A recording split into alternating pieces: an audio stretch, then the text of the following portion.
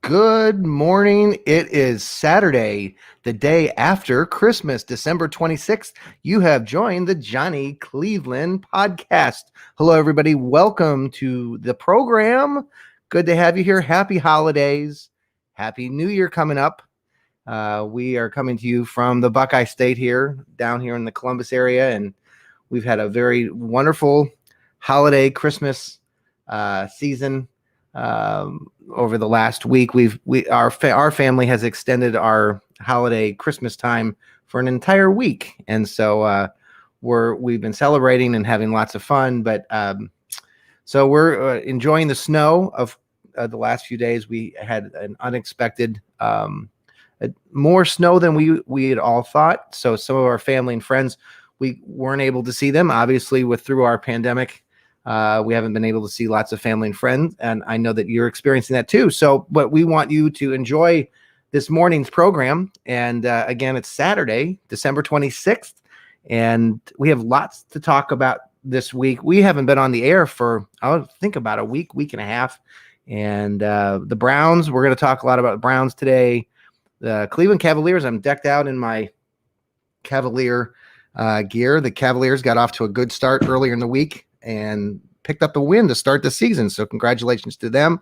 We'll talk a little bit about their roster and what they look like this year, potentially how many wins they could get. And we're going to also look a little bit again at the playoff scenarios for the Browns and the other teams in the NFL. We've been having NFL games throughout the week. Actually, there are 3 games scheduled this afternoon, and we'll kind of dive into those games, which some of those games have a lot of importance to potentially what will happen with the Browns. The Browns are in good shape for the playoffs. They stand at 10-4. I had an opportunity to go up with my son, Alec, a couple weeks ago to the Monday night game that they played the Baltimore Ravens. Unfortunately, the Browns lost that game. It was a very exciting game. Exciting to be there in the stands. There were 12,000 fans or less. It was very cold that night, and people made lots of noise though for the limited number of fans. The stadium was shaking actually up in the upper deck toward the end of the stadium. It was very exciting. Browns almost pulled it out, but they did not. But they did recover. They played the New York Giants last weekend. Played well. Won that game 20-6.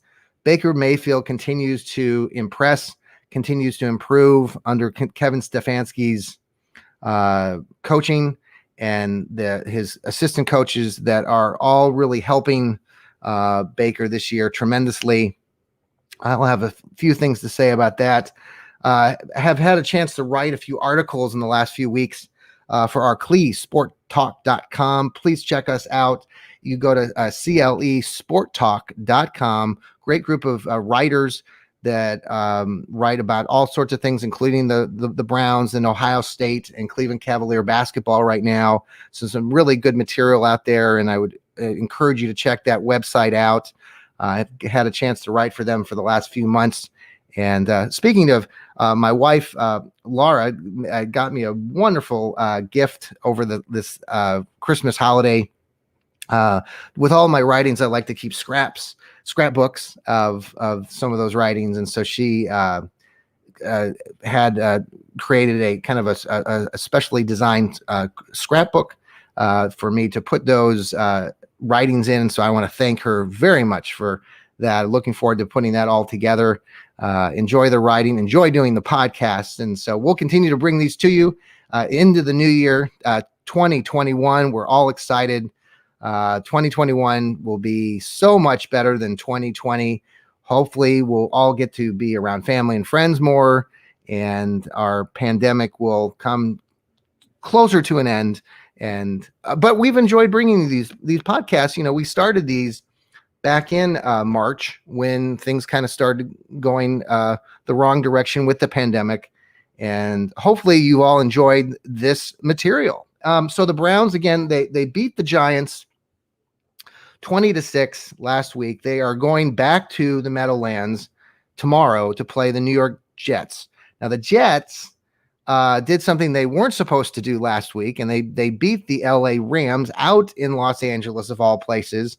They were so they're 1-13. That's their record right now. They were set up for the number 1 slot to take the number 1 draft pick, probably Trevor Lawrence out of Clemson, the quarterback. But now that they beat the LA Rams, they've kind of taken themselves out of that number 1 slot. Jacksonville Jaguars have slipped into that spot. So I'm anxious to see how the Jets come out and play the Browns on Sunday. Obviously, the thing that the Browns do so well under Kevin Stefanski is that they focus so well on that game in front of them. They're not thinking 3 games, or they're not thinking 2 games prior. They're always focused on that one game. And so I believe Kevin Stefanski and his coaching staff really do have the Browns prepped. I think they'll be ready. I mean, it is going to be hard going back to the same Meadowlands, playing on the same field. I understand that they're playing the Jets and they're 1-13, but the Jets have nothing to really lose. The Browns have more pressure on them. They have to continue to win to get into the playoffs. There are a lot of teams right now in the AFC that have very, very good records. In a different year, the Browns probably would have been guaranteed a playoff spot, but at the moment they're not. So they have to continue to win. And I think that they will win tomorrow.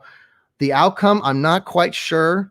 Yesterday, interestingly, in another game, Elvin Kamara, the running back for the New Orleans Saints, they played the Minnesota Vikings yesterday. He had 6 touchdowns that he rushed in to tie the NFL record. So folks here in Cleveland have been joking on social media about Nick Chubb, our running back, trying to break that record tomorrow and go for 7 touchdowns. I don't think that's in the cards, but it would be nice to see Nick Chubb get a touchdown or 2. By the way, Nick Chubb did get invited to the Pro Bowl along with lost my train of thought there. Hold on a second. It would be our offensive lineman, Joel Patonio, and Myles Garrett. So those 3 made it to the Pro Bowl. Unfortunately, more Browns did not make it. I thought maybe Jarvis Landry or potentially even Denzel Ward. I know he's been injured, but he's had a successful year in the secondary. Several other linemen, Kareem Hunt, a running back, thought maybe he would have an opportunity. Baker Mayfield, I mean, he's having a heck of a season, 25 touchdowns, 8 interceptions. So having a really strong season. So we'll see how it pans out. I do think the Jets have a better quarterback than what we saw last week in Colt McCoy with the New York Giants.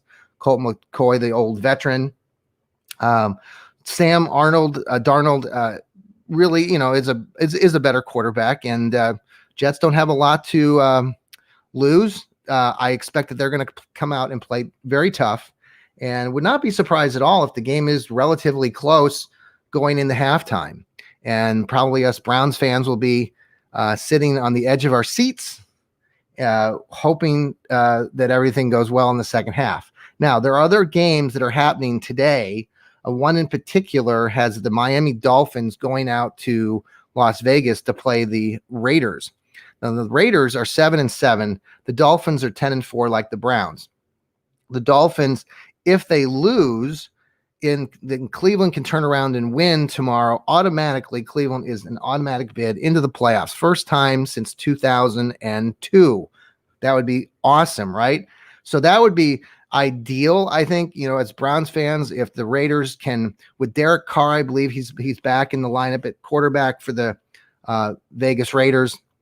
That will help the Raiders. I know it's interesting because, the Raiders beat the Browns earlier in the season in that game. They went to Cleveland and they beat them 16-6. So having the Raiders maybe beat the Dolphins, that would, and if the Browns can get that win tomorrow against the Jets, that would be one way that the Browns could guarantee themselves going to the playoffs. Now, the other big game tomorrow that a lot of people have been talking about in regards to the Browns and the playoffs and the AFC North picture is that the Pittsburgh Steelers have been losing a lot. They've lost 3 in a row, and they're on the verge of Potentially, they have to play the Indianapolis. They have to play the Colts tomorrow.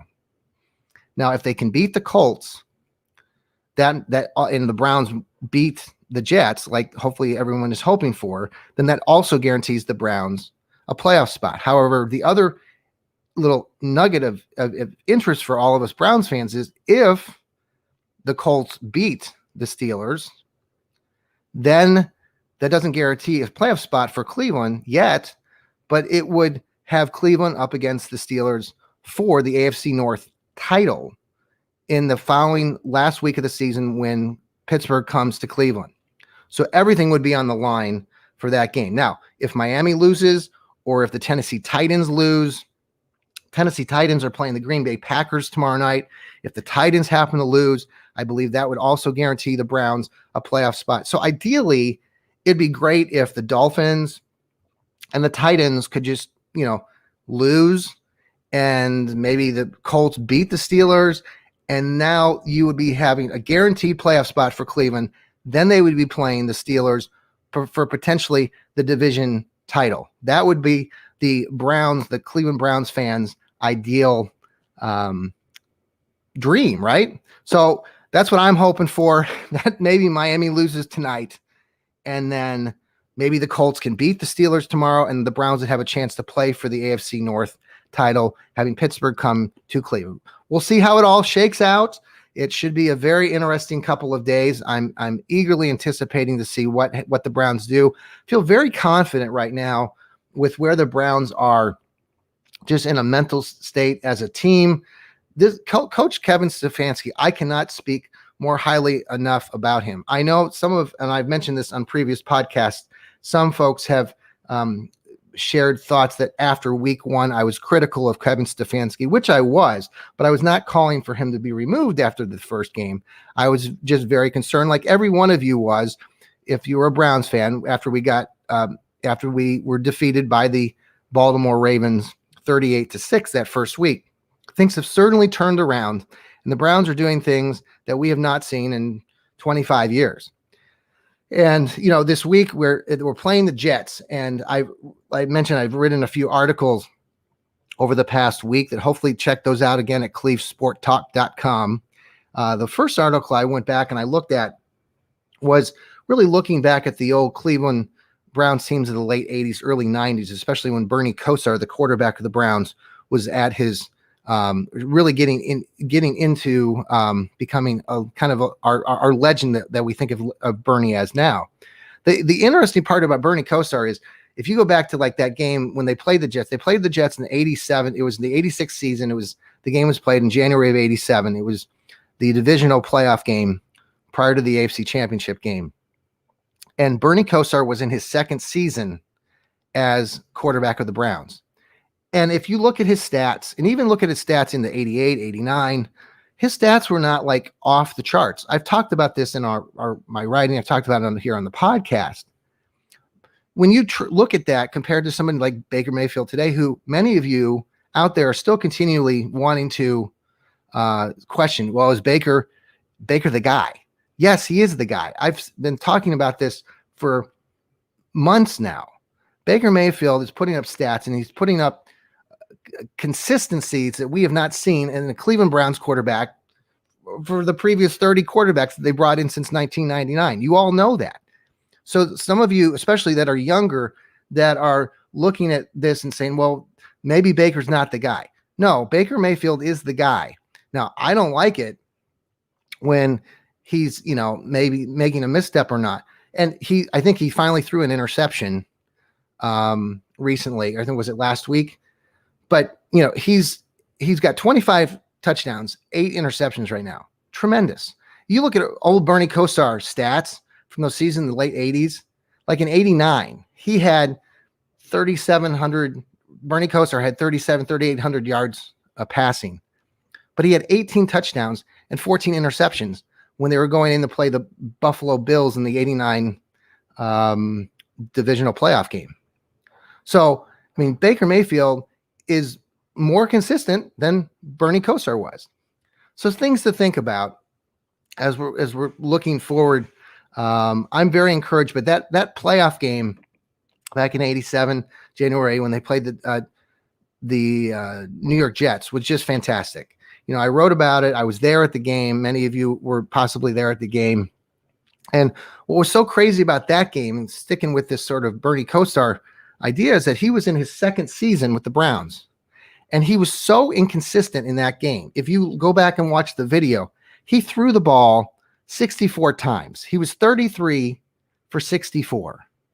He had multiple interceptions. And by the way, the interceptions he threw, like if he were playing today and with all the social media and everything that's out there, you got everybody in social media would be just chopping him up, Bernie Kosar, because the two interceptions were when the Browns were driving. One of them he threw at the very end of the game, in the end of regulation, right before the Browns tied the game up to take it into overtime. He inexplicably, there was a lot of chaos. Webster Slaughter, the old receiver for the Browns, caught a ball down at like the 5 or 6 yard line, and all the fans and all the players are going crazy, but the clock kept ticking. And Bernie, instead of just spiking the ball, he decided to throw the ball into triple coverage to try to hit Webster Slaughter. If you remember that game, go back and watch it. Fortunately for the Browns fans, they dropped that pass. But earlier in the game, he had thrown 2 other interceptions. One was in the end zone when the Browns were driving. So he came up big, though. I give Bernie all the credit in the world. The Browns were in that game. They were down 20-10 with 4 minutes to go. It was tremendous comeback, considering everything that happened in that game. So that was really interesting to go back and look at that. I wrote about it. Like I said, check that article out. More recent news, when we talk about Baker started his career against the New York Jets. If you recall, 2 years ago in 2018, it was game 3. It was game 3. And the Browns had started the season with Taywan Taylor, the quarterback that the Browns had, kind of the journeyman quarterback that they had brought in. That they played the Steelers week 1 of the 2018 season, the Browns did, and they tied the Steelers in that game. Browns forced 6 turnovers on defense and still could not pull the game out. Had both the Steelers and the Browns had multiple chances to win that game, week 1. We were there. It was awful. It was raining. We were up sitting in the upper deck. It was like 40 degrees in a cold rain. It was just terrible. Browns ended up tying that. So at the moment, because the previous season the Browns had not won, they went winless, 0-16. So everyone was pretty kind of like, okay, this is kind of a mental win. We didn't win, but we tied. So then the following week they played the New Orleans Saints.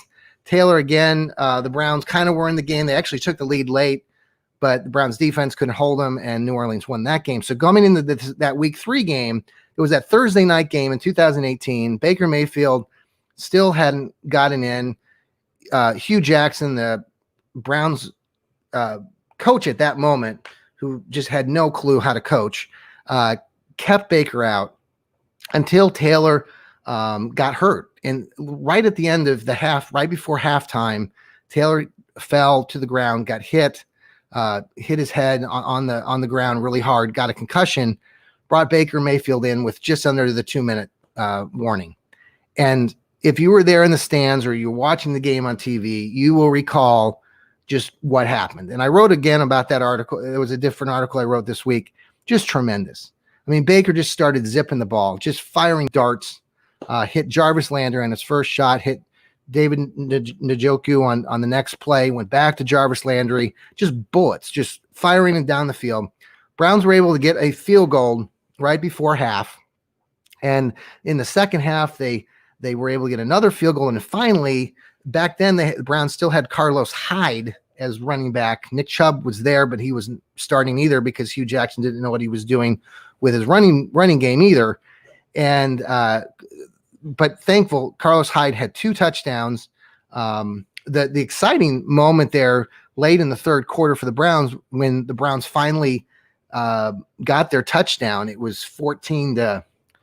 They went for the 2-point conversion. And actually, the play on the first play for the 2-point conversion, it was not made. It was just a standard play. I think Baker tried to throw it. He forced it. It didn't go, but there was a penalty which allowed them to do the 2-point conversion again. There was offsetting penalties. And so on that second play when they did a razzle-dazzle play and threw the ball, or they handed it back to Jarvis Landry, who then threw the ball back to Baker Mayfield in the corner of the end zone for the 2-point conversion. Oh my gosh. If you were there in the stadium or watching it, you probably were going nuts like I was. Just a tremendous way to kind of start the season off, or start Baker Mayfield's career. And obviously we know what kind of happened that year. The Browns, had a successful season. Baker did some things because he was a rookie, and a lot of teams didn't recognize his tendencies yet. And so the Browns had some success going into last year. Then we all know what kind of happened. Things kind of spiraled out of control, brought Freddie Kitchens in. We can talk about that another time. So I'm very happy where we are right now with Kevin Stefanski and Baker Mayfield. And I think that what we're going to see hopefully on Sunday tomorrow against the Jets will continue to be a success. And the Browns are going to pull out the win. And hopefully, like I said earlier, maybe the Dolphins can, the Raiders can pull out the win tonight, and that would guarantee the Browns a playoff slot. And then we can hope for the Steelers to lose to the Colts, so then we could be playing for also the AFC North title. So let's go Browns. Cavaliers. Talk a little bit Cleveland. I got my gear on right now. They got off to a good start. On Wednesday, they played the Charlotte Hornets. They won that game going away. It was kind of a close contest, and about midway through the second quarter, they started really, really playing well. Darius Garland, Colin Sexton, they're all kind of chipped in. They extended the lead up to like 25 points. I was looking kind of at the stats here of that first game. The Cavaliers have Andre Drummond, who's had 27 minutes that first game, had 14 points, 11 had a total of 14 rebounds. Then you had somebody like Larry Nance. Larry Nance is just one of those guys who, his dad used to play for the Cavs. Just solid contributions. 33 minutes, 13 points, 13 rebounds.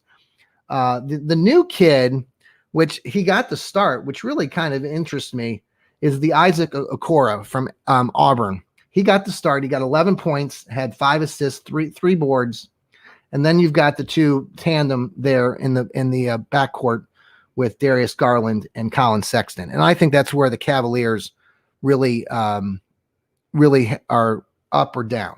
If Colin Sexton and Darius Garland can figure out how to play as a tandem for the Cavaliers going forward, I really think that the Cavaliers will have a much more successful season than a year ago. And I know they're so happy that they're back on the court. They haven't been able to play. They weren't invited to the bubble down in Orlando last spring and summer. So having the Cavaliers back is good. Kevin Love, by the way, my daughter Mariah's favorite player of all time, is back. Will be coming back tonight. I believe they're going to be going over up to Detroit to play the Pistons. The Pistons lost their first game. The Cavaliers are 1-0, so they're undefeated. I don't know. This will be maybe the only time that the Cavaliers are undefeated this season, or potentially. So they're on a 1-game win streak. So we're all happy about that. So good luck to the Cavaliers.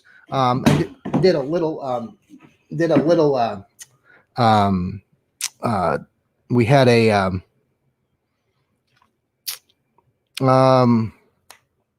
Did a little polling last week about how many wins the Cavaliers would have, and we had a good amount of people voting on that. I think we had about 300 people vote, and ended up most people think that the Cavaliers are going to win between 20 and 30 ball games this season. So I think that's about right. If they could get over 30 wins, that would be even better. So we'll see what happens with the Cavaliers. Just a little bit before I leave you this morning. Again, we talked a little bit about the Browns earlier and the other scenarios with the other teams. The Dolphins again play the Raiders tonight.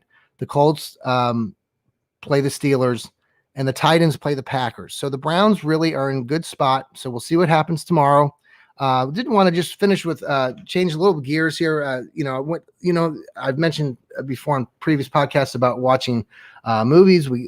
with the pandemic, we get to watch lots of movies at home, or maybe we get to go out. And yesterday with Christmas, we got to go out and watch a good new movie that just came out called News of the World.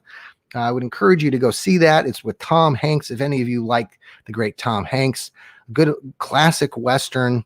So if you have an opportunity, I think they're going to be showing it on Netflix eventually, but it is out in the theaters. If your theater is open, I would encourage you to go see that. Of course, there's the other movie, Wonder Woman 1984 or something. So that's the other big one that's out this weekend. And I know a lot of people have gone out to see that already. But so if you get an opportunity, go out and see that new movie, News of the World. It's a classic. And if you like Tom Hanks, I would encourage you to go see that one. All right, folks, I hope you have a great weekend, great rest of your Saturday, and we'll look forward to coming back to you after the Browns victory tomorrow, have our dog post-game show. This is the Johnny Cleveland Podcast. Again, you can reach us at jclevelandpod on both Facebook and on Twitter, and our email is jclevelandpod@gmail.com. Check our, we have a lot of apparel, coffee mugs, T-shirts, sweatshirts, over. If you go to Zazzle.com and go type in Johnny Cleveland Podcast, you'll find an assortment of wonderful things that have the little icon. If you're watching on our screen right now on Facebook or on YouTube, you'll see our little icon, the Johnny Cleveland Podcast icon, that will be available to you on all those wonderful apparel items and T-shirts. Thanks for listening this weekend. It's been a while since I've been able to talk to you. We'll continue to write some articles for clevesporttalk.com, so check that out. And until I talk to you tomorrow after a Browns victory over the New York Jets, take care and have a great morning. And remember to keep smiling. Take care.